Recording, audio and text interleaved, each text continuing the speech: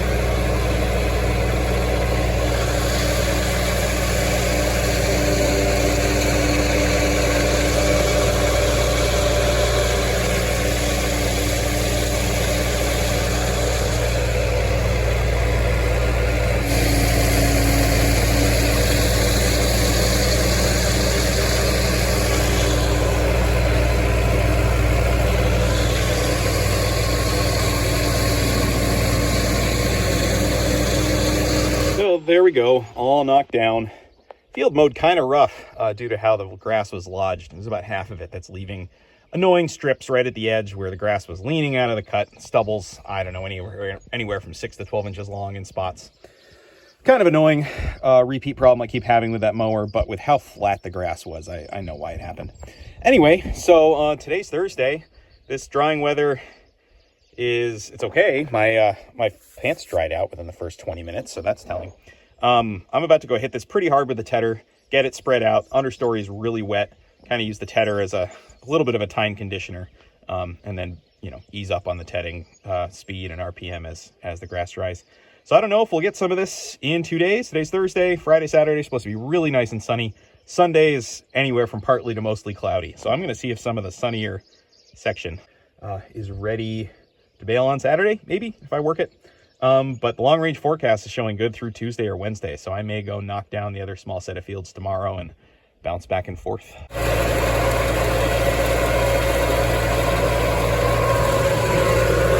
Really hitting this hard. 540, low 4, trying to get all that wetness up and off the ground.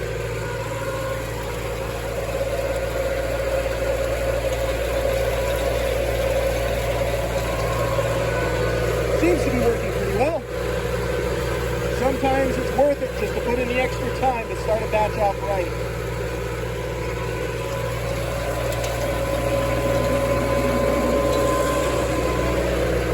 You can really see up here where the mower missed strips though.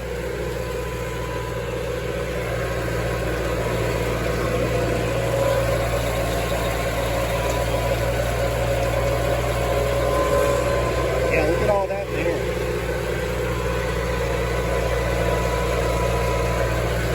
Oh well.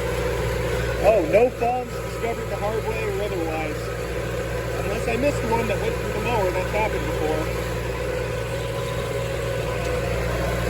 So I wanted to give a quick shout out to the Scientist Hay Farmer, because we've been talking about disc mowers and what I do for safety on an open station tractor.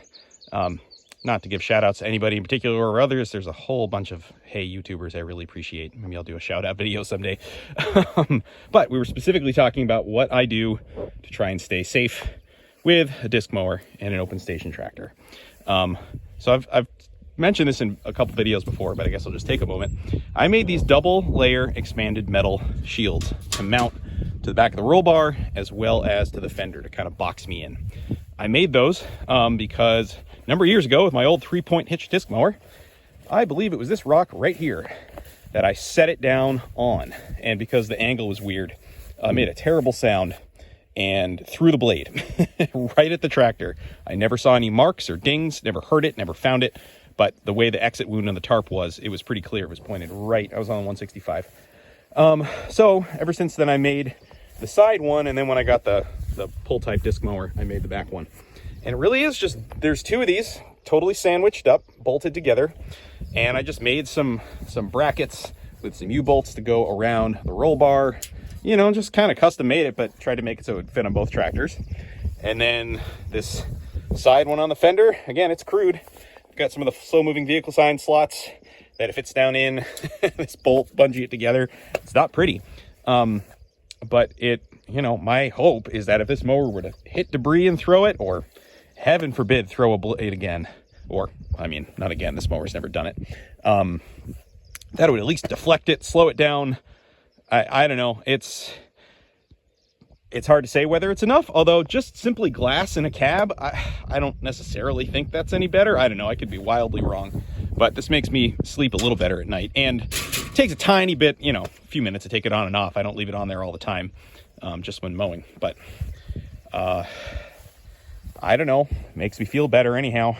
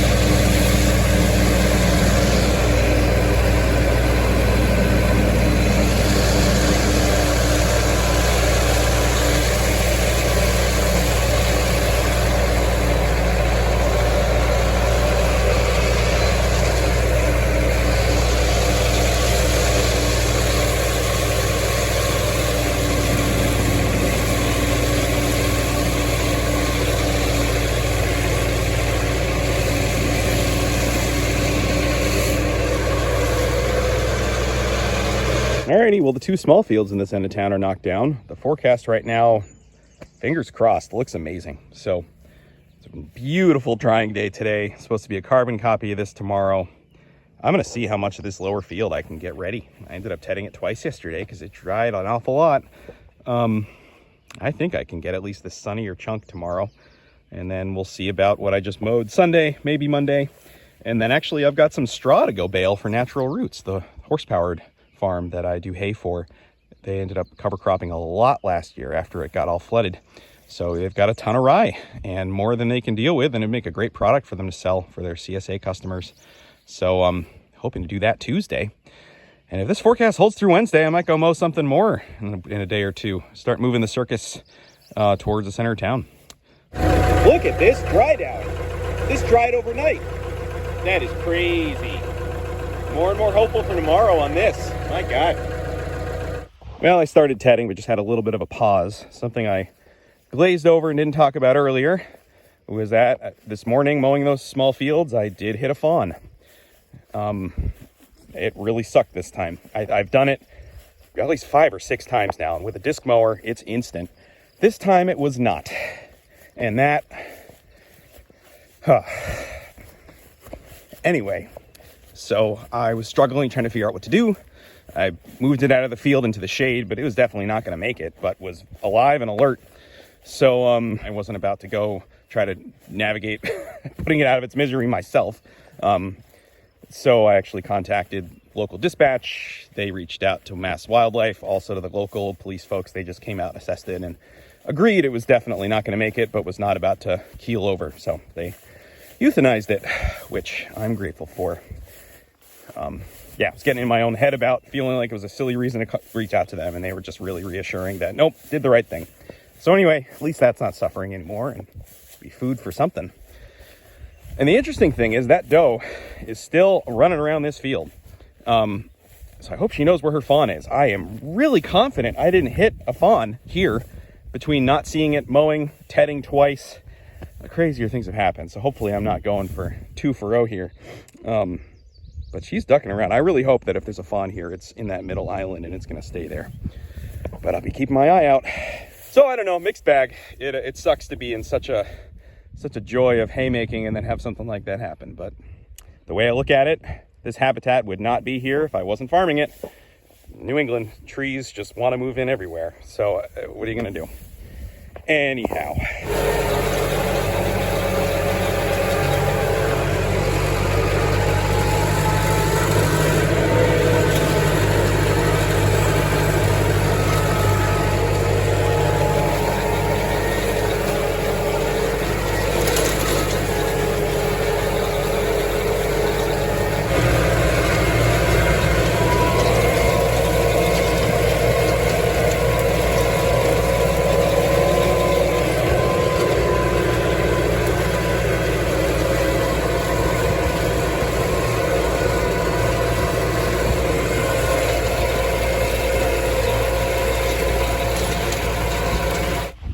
Well, this is why I clean my mower off by hand and inspect things. I knew I hit a rock today that I used to have marked, and just that stake got out of there. And it must have hit here, and it must have been something that knocked the blade downwards, because look at this. Hold on, where am I? It took a chunk. That's supposed to be there. That notch is not. And then look at all this right here. So that is from that blade being too low and hitting stuff. I mean, it's going to be okay. When I have some time, I'll clean that up and throw some paint on it just to keep it from rusting. But that's not ideal. So this mower is rugged, but this took some abuse. I'm going to be switching out those blades. And I guess a lesson to myself, be a little more careful about rocks. Even look at this dry down. I tedded it 3 hours ago. We've got some nice desiccated, even crispy looking material on top. Time to flip it again. Okay, time to try the rotary rake on the 275. I did pretty much all the raking the last time of the 165, so let's just see if we can get this dialed in and see if I notice any differences. I don't know if I quite showed it before, but I am proud of using the clips from the Vermeer mower blade changing system as flat washers for these. Working pretty nicely.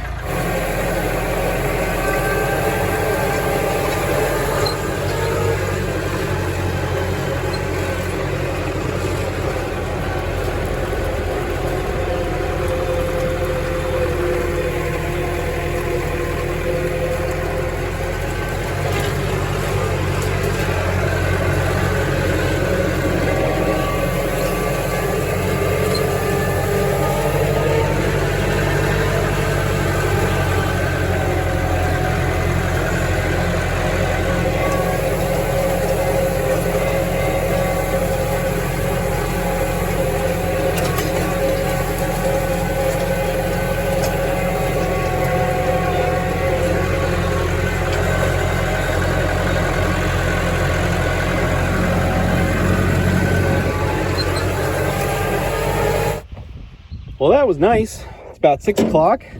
This section of the field I'm hoping to bale tomorrow is still fully in the sun. So, I don't know. I'm seeing a little more green and stuff in that tongue, but then again, for barely being 30 hours into mowing, that's not bad. I am feeling a little bit frustrated with the rotary rake's performance right now. It's making really nice windrows. It's running comfortably, but it's leaving behind way too much hay for my liking. And I can't tell if I'm just too picky or too used to a roller bar rake, but in certain spots of the field, and it's not consistent, which is even more frustrating, but certain spots, it's leaving behind whole chunks that are, you know, kind of flat, plastered to the ground a little, but the whole thing with raking is that's where I rely on getting some nice uplift and gathering everything. So I lowered this about as much as I dare to. I mean, so anyway, I'm curious if folks have any advice, and I'll tell you the couple things that are going through my head about possible variables. One is that, again, these are rough fields for them. You know, there's rocks, there's uneven bits, and I think rotary rakes are just not designed, you know, for undulating fields. I think they're designed for bigger, flatter ground. And again, I knew that going into it. I had some people warn me about that. So maybe that's just par for the course on this type of terrain. I'm not sure. The other thing that comes to mind is that it's used. It's an older rake. These arms are not 100% consistent. And again, you can see where I'm stopped here. It's hard to tell. Their tines are hitting over there. There's a little lift right here. I think that's due to uneven ground. Bending stuff is not going to be easy. So I'm almost tempted to find a perfectly flat piece of ground and mark and trim tines, as crude as that sounds, if I could just get these to be consistently grabbing. And, you know, I am missing half tines here and there. I'm well aware of that. These suckers are like $25 a piece, and I just wanted to make damn sure this rake worked before I drop, I don't know, 100 or more bucks. But a lot of the arms are missing at least one tine, and that probably doesn't help. But this is really long material. I mean, this is just about full-grown first cut. It's early, but these are nice long pieces. And I swear my roller bar rake, my 256, does a lot better job than this. I feel like in second cut or even third cut, this is going to miss a lot. I mean, right now I feel like it's just grabbing the really nice long stems and bunch, you know, that are touching each other. But if this was in thin, short material, I don't think I'd have good luck with this at all. So anyway, curious what folks think. I was playing around with RPMs. I did high 1, which felt painfully slow. Did high 2, which felt a little fast and felt like it was missing a little more. The re-rake might clean this up a little bit. I mean, I hate to think the first raking not nicely gathering everything and, you know, still leaving some stuff on the ground if there's anything wet. But the re-rake, I'll be going the other direction and it'll be covering the same ground again. And I did find that up on this top field, that the initial rake, I was a little frustrated. The re-rake, things felt much cleaner. So I usually do a re-rake. It's not too often that I do the first raking the same day I bale. So maybe that's something. I'm not sure.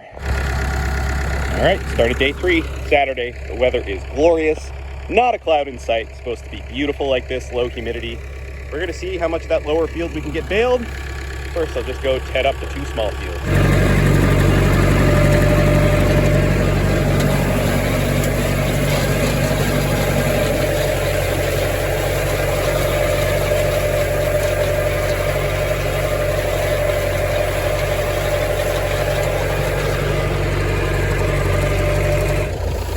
I know I've said it before, but I just love staging wagons on a at least hopeful baling day. But God, I think this stuff's ready.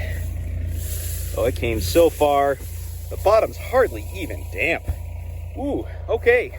I am going to re-rake it because I always do on principle. I know there's some dampness trapped there on this nice New England ground that loves to hold on to moisture, but this stuff in the sun I think is going to be good to go early afternoon. And we'll see how the shade line stuff does down there. That tongue's in really good sun right now, though. Boy, I might be able to bale most of this today. Okay. Jinx alert, but could not ask for nicer drying conditions. Like ever. If I could bottle this, it's in the mid to high 70s, full sun, no humidity, constant breeze.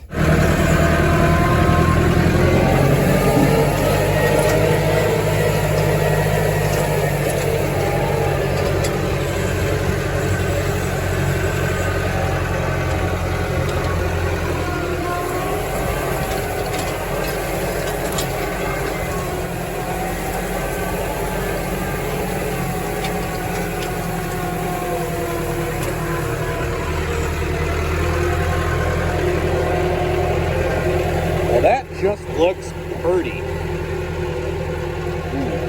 I like that. That re-raked beautifully. Those windrows look amazing. I definitely have bigger rows and more spaced out than I usually do, or used to with the roller bar. And it cleaned up, I'd say, between a half to 2/3 of the stuff I was missing yesterday. I think just going the opposite direction, where the dips and stuff were different, going the other way. I don't know if other folks with rotary rakes run into that. I'm curious to hear from you guys. I know a lot of people just rake once and bail, but part of that's regional too. All right, it's about 1:30, and you know, if the weather wasn't quite this primo, I'd be tempted to head it again. I don't think it needs it at all. But also, let me use the rotary rake for what it's designed for, getting a jump on stuff. So it'd be nice to get these 2 small fields raked and then just go bale the other one and worry about this tomorrow. Let's see how it goes.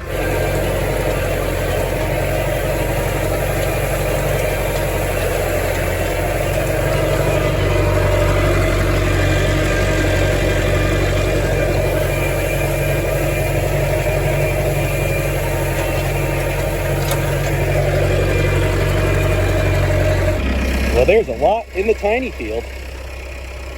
I don't know if the most I've ever gotten here in first cut is 40. We'll see how this year does. Nice looking windrows. Okay, it's 2:30. That stuff down there has got to be beautiful by now.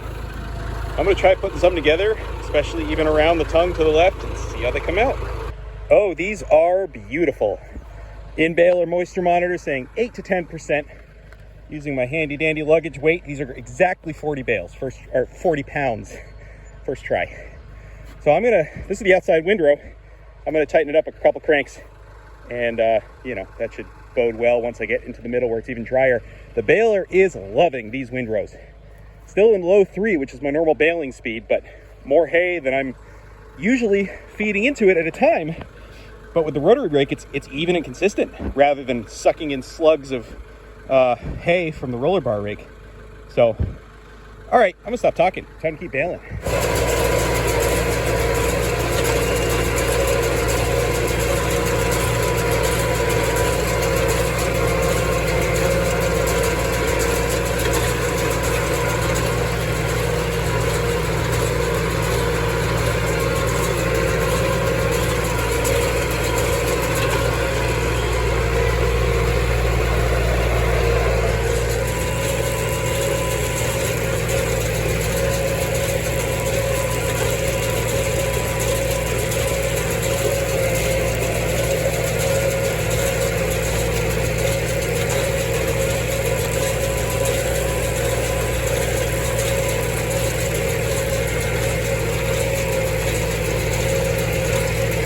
Okay, 90 on the first wagon, and that was 3 times around. I know it'll get exponentially less than that because that's how spirals work, but it's not bad.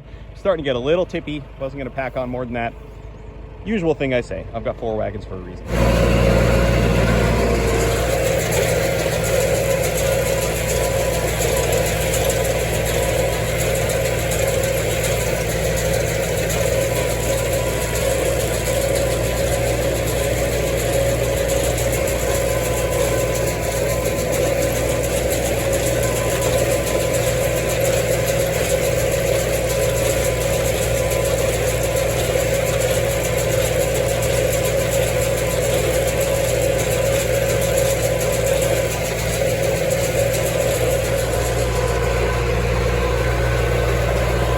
All right, 96 on the second wagon. Beautiful stuff.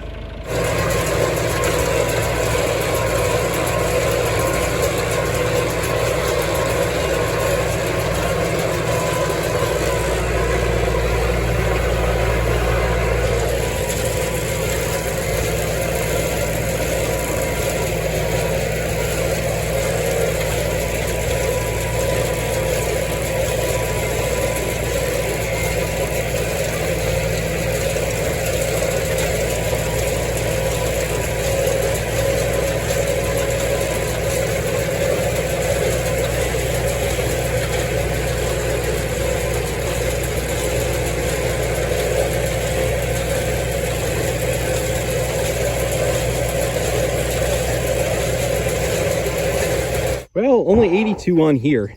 This wagon's technically an 8x16, but the interior is actually smaller than that. It's closer to like 7.5 on the inside. But anyway, it's the one I had lined up next. So put the last straggler bits on the fourth wagon. We'll see if I am over 300 here. I think it's going to be just about 300 total.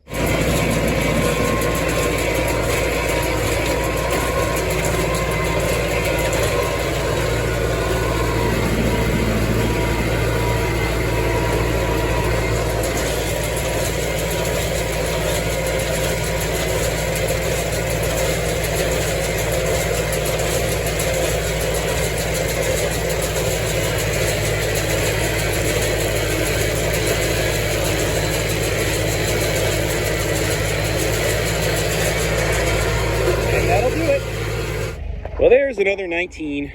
That puts us at 288 from this field. It's 3.5 acres, so not full yield yet, but it's also, I mowed it May 30th. These rows were so nice, even with the little bits that I missed, and this baler loved it.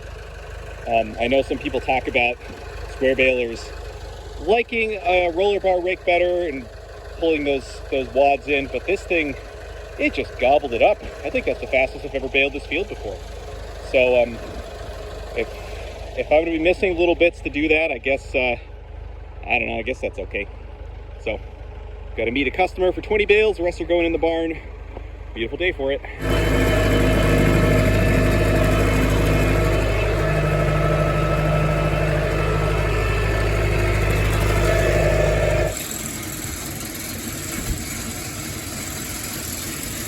Efficiency. Well, 2 wagons unloaded. Here's the third one. It's about 6 o'clock. Making good time. Only about an hour to get those 2. Okay, 20 tarped on the wagon for someone tomorrow. 248 in the barn, 20 home with somebody else that came while we were unloading. And playing a little bit of eeny, meeny, miny, mo here. The forecast is looking hopeful that I'm going to wake up tomorrow and go travel a few miles away and knock some other fields down. And I'm going to move one of the tractors and the mower tonight because the 2 small fields I can handle with one of these and the 135. And yeah, I think I'm going to keep the 165 here, bale with that. I always used to bale with that tractor before I got the 275.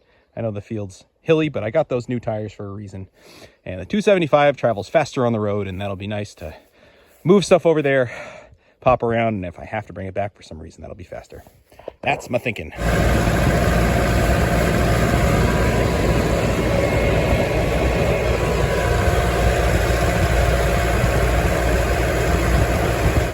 Alrighty, here we are at the next set of fields. It's about 4 acres between them, but at least now I'm here. I can make a quick decision in the morning and hopefully have time to go ted that straw and natural roots for them. Still haven't quite figured out what day we're going to bale that. But they only have one of those old real tedders that are, you know, ground driven. So, does some, but David asked, you know, if I had a moment to hit it with my tedder to actually just get some of that understory exposed. So we'll see. All right, it's about 6:45 in the morning on Sunday. Time to go crazy and knock these down.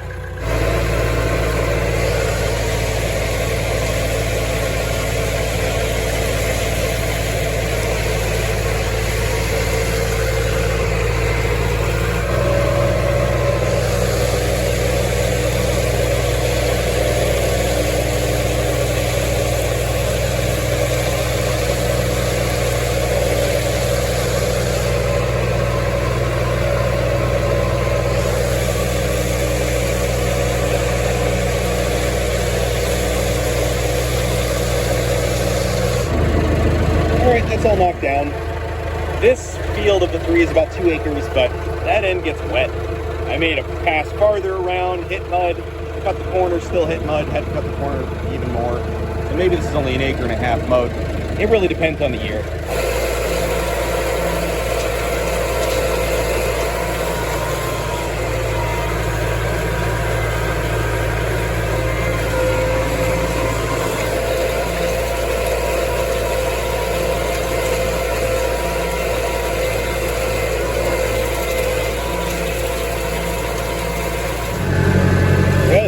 Going to ted the straw at natural roots.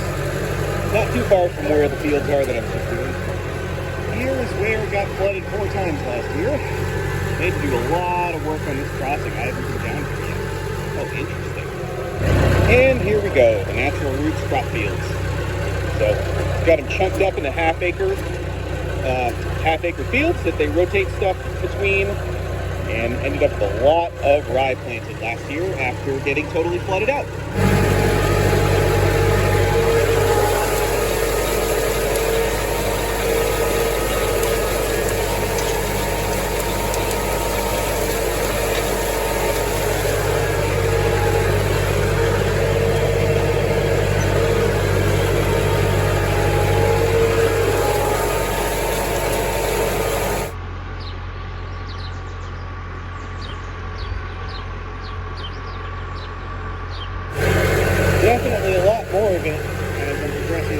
yields. It's kind of thin on those couple. Decently thick here. I don't really know how to judge straw yield. Yeah, I don't know.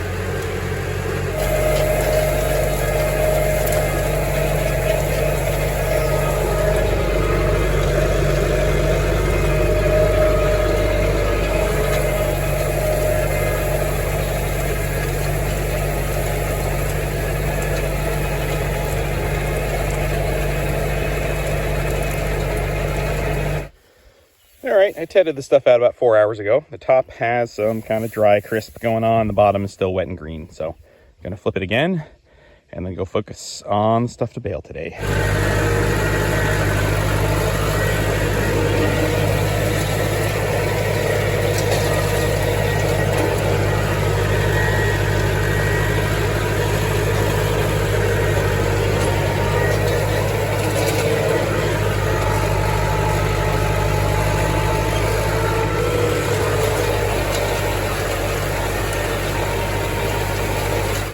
Alright, it's 2 o'clock on the dot, and this stuff feels beautiful.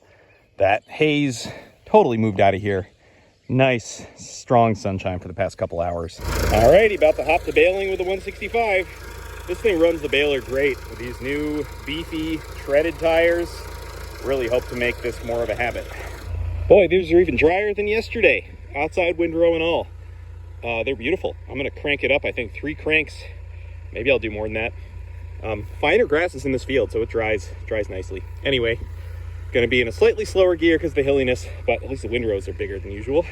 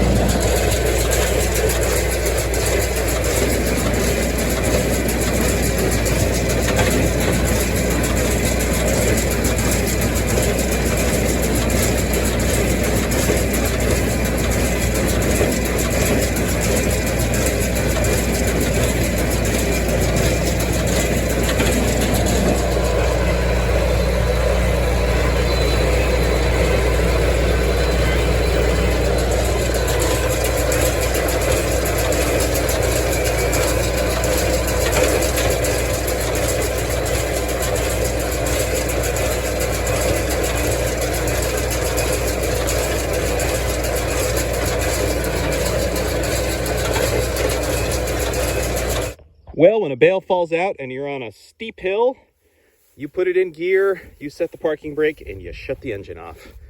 That was annoying. Well, probably going to switch wagons maybe after this round. I know I need 2 wagons on this field, so why push it? Actually, 79 on this wagon. That's not bad considering where I dropped it.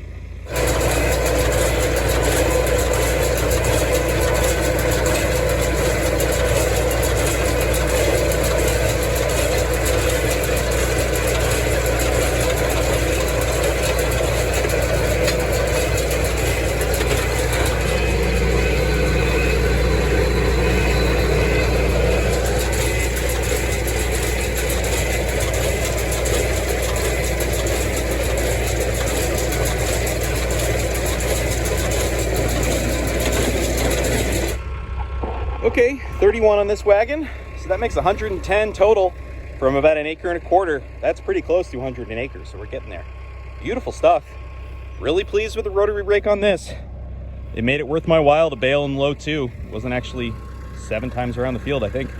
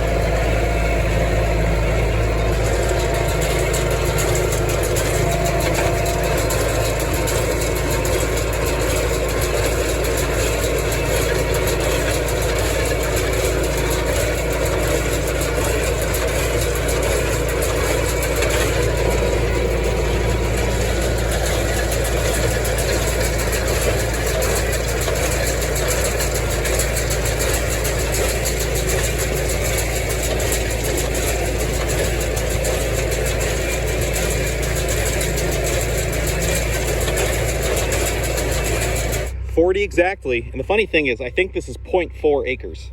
So 100 to an acre on this. That performed pretty well. Got 4 that were higher moisture from this windrow.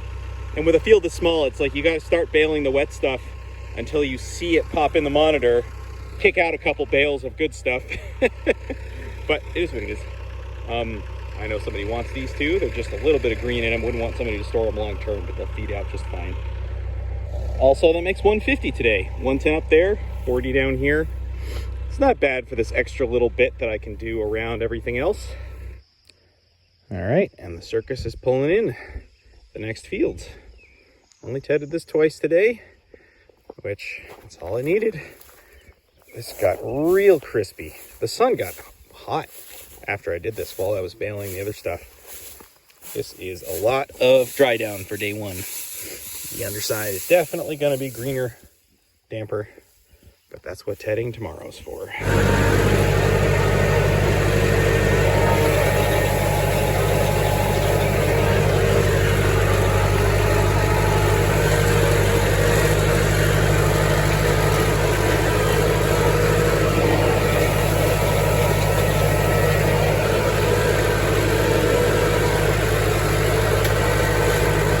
Well, moving the circus always takes a lot of my downtime, but, you know, I kind of prefer that over having to twiddle my thumbs between hay workings. So we'll get this elevator in this barn and get it set up to hopefully receive some of this hay.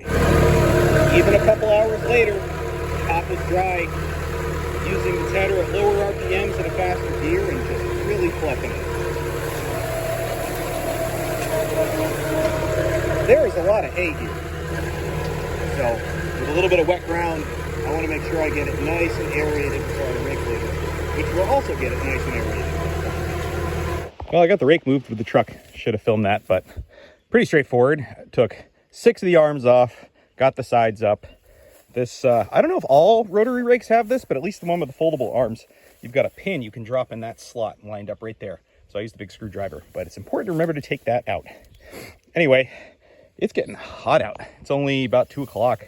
I want to wait to rake this till 3, but I have a feeling any green that I kicked up got pretty well nuked. Wet green, that is. The color on it's still pretty nice. So we'll see. I'm going to go check in with Natural Roots to see how that straw is looking. If I can get this raked today and bale the straw today, that'd be great.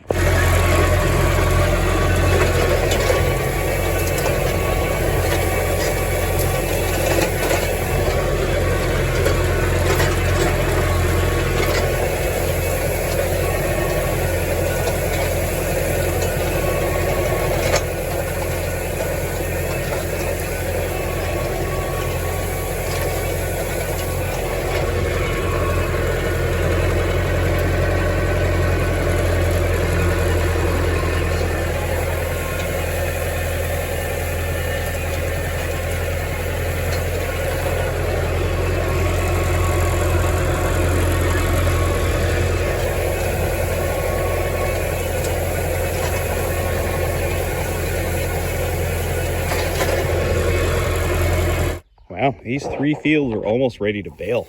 Still a little bit of green stem, so I'm happy to be giving it till tomorrow, but God, beautiful. And the rotary rake's doing better and better. Alrighty, well, we are giving the straw a whirl today. It's 4:45. Can go get the baler, and David's gonna fetch a couple of my wagons and ford the river and get them staged for me. This stuff feels nice and dry. It's been down for 5 days. Decent windrows. I thought there was gonna be less than that when I was tedding. So we're gonna see how it comes together. Well, here's the small field that's thinner and it didn't get worked as much. These bales are so heavy. I just backed it off. 10 cranks, 15, now a total of 25. We're gonna see. I'm just gonna bale this patch anyway. But this gets less good sun. It got mowed later, not worked as much. I don't know. I don't quite know what the cutoff is for straw, percent moisture-wise. Seems nice and cured. Okay, we got that dialed in. Look how many came out from this row. I guess backing off 25 cranks from hay is the way to do it. And that, the moisture meter was reading way higher the more compressed it was. And getting it down there, it's been, I mean, it's different than hay. This stuff is fully cured. It's for mulch. But yeah, we'll see. All right, getting started at the main farm while David gets me a wagon. I think being able to pick this up with one finger is a little too light. I don't know, I'll get 10 more cranks and see. It's gonna be trial and error.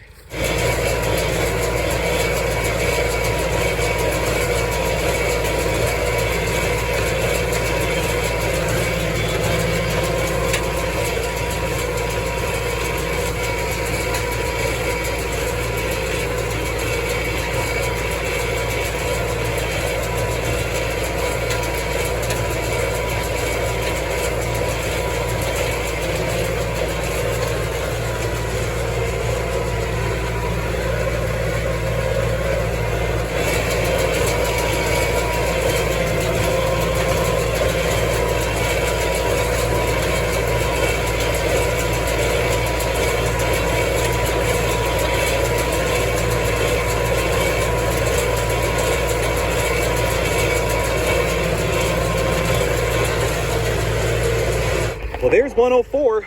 There's a back pocket I missed. But these transitions get tricky in these fields in the headlands. So dropping that, got a second wagon. We'll see how far we get. If I have to have some more tomorrow for a third wagon, so be it. Okay, another 80 on here, says the counter. I thought it was a little more than that, but I didn't stack the back at all. So yeah, it's getting super humid. The sun is setting. So we're gonna come back and do the rest of this tomorrow. I don't know if David will flop these windrows over or what. It's just this bit and there, maybe another 40 bales, but I don't want to make them super heavy. 2 wagons to Baler. Horses crazy. After 7 o'clock.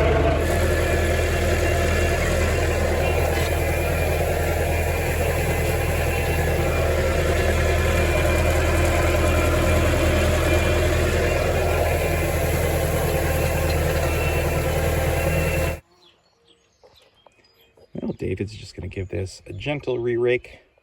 I don't know how gentle, but just to get the underside a little bit better dried off and get some more uplift on the rows too, so my pickup will get more of it. So it won't take them long just to hit that bit. Hit this bit, it's about 12:30. I'll get the baler hooked up and relax for a couple minutes. Hop to it. Should be able to get this baled up and get up the hill and start baling the hay by 2. That's my hope.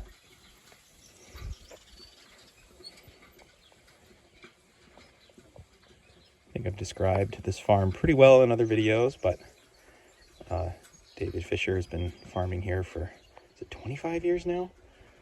Not Amish, but very much just environmentally forward and really enjoys working with draft horses. And so they do all their own, yeah, they've got, I think 5 or 6 horses right now. And so they do all the tillage work, all the planting, all the everything with horses. And they always used to make all their own hay loose. Sorry, I'm not even looking at them anymore. Where'd he go? Used to make all their own hay loose with the horses with a loose loading system. And then about 5 years ago, they were expanding vegetable production, and they said, you know, doing a little too much. And so that's where I've come in to do hay, but this is my first year ever doing straw with them. Nice wind right now. This is beautiful.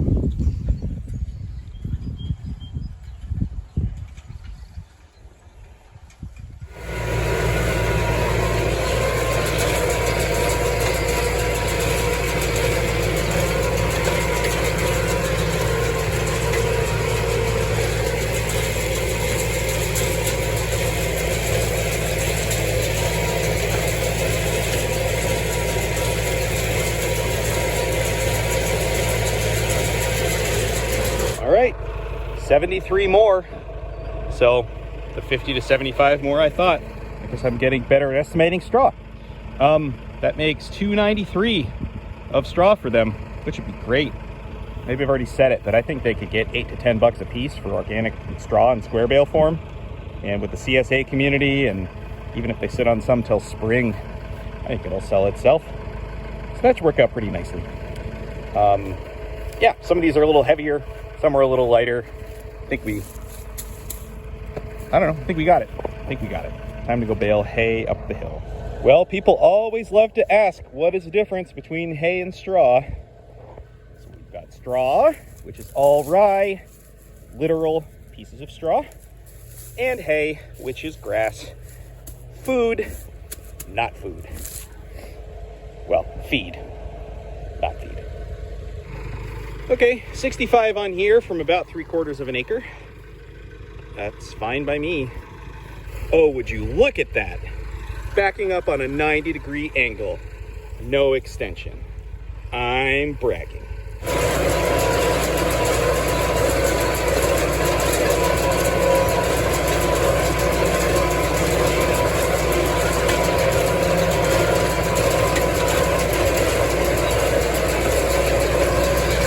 Okay, an 85 from this field. It's underperforming a bit.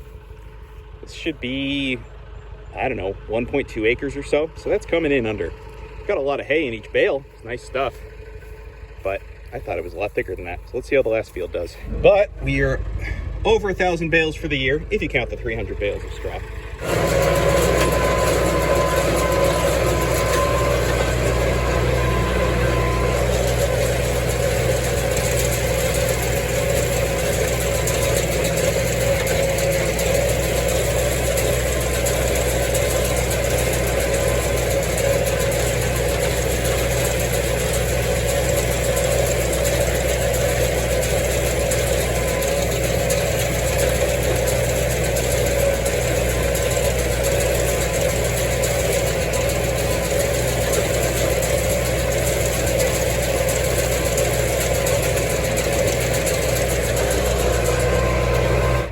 that's what 101 looks like on one of my wagons, and I stacked the whole bottom. So, hoping to tarp this one overnight for somebody coming tomorrow morning. If the forecast looks okay. If not, I'm not quite sure what I'm going to do. 39 more makes 140 for this field. So that's about an acre and a half, I think, that I mowed out of this 2-acre field. So that's not bad. And 290 for the day. There are some ominous looking clouds and some stuff on the radar to the west of us. I think I'm going to scramble and get some of these wagons tarped. One of my least favorite things to do. But I think my worst nightmare is having beautiful hay in 4 different wagons and then having it rained on. So I'm going to get them done. Okay, well, that was a stretch. Got 2 wagons, each with 100, give or take, tarped for 2 different off-wagon customers tomorrow. So much more work than it always seems like it would be to get tarps adequately on and covered and bungeed. Only doing it because there's only a tiny chance of showers overnight. It's supposed to be a nice day tomorrow, and I have off-wagon people. If it wasn't for those 3 things, I would be figuring out something else to do. So anyway, cleaning the baler, getting that tarped. We've got 50 bales put in the barn. I'm going to call that a good, what are we at, 6-day stretch? Yeah, Thursday through Tuesday. That was a pretty good way to kick off June. We're a little over the 1,200 bale mark for the year, including the straw, so I know that's cheating. Well, it's about 9 a.m. the next morning, and we got 1/10 of an inch of rain around 7 p.m. last night. So the question is, was our tarping job good enough? Definitely had regret as soon as that rain started hitting. It looked like the chance had really diminished, and we scrambled to tarp these because I thought we might get showers like while they were out in the open. Yeah, so tarping's always a risk. Luckily, these front bales on both wagons are the ones that were, I was calling them feeders, a little higher moisture. Yeah, a little bit of dampness. Yeah, these ones are too, unfortunately. Good news is that, you know, I have 2 people coming to buy off wagon. The first person coming, I'm confident I can get the 90 dry bales between the 2 wagons. Second person is a good friend of mine at this point, and she's feeding enough hay during the summer that she said any damp bales, we can just separate them and she'll feed them first. So pretty grateful for that. Having good, solid customers is helpful. So yeah, these back bales did get damp. So I'm going to see about turning these wagons around, getting them so that way anything damp is in the sun, rotisserize it a little bit. They're not coming for a couple hours, so do what I can and really hope that there was not any leaks in the middle of the wagon. That'd be a bummer. Well, I guess it's a good sign when the tarp you're worried about is holding a pool of water and the hay under it's dry. So got to get that out of there before it dumps. All right, and up and in the center of the wagon, everything is dry as can be. So some wet bale edges, but that could have been a lot worse. Okay, well, I'm going to call it good and sign off there. This was quite a marathon. Tired, but satisfied. So once again, thanks for following along with the craziness. I'm sure this turned into a long one. Very long one.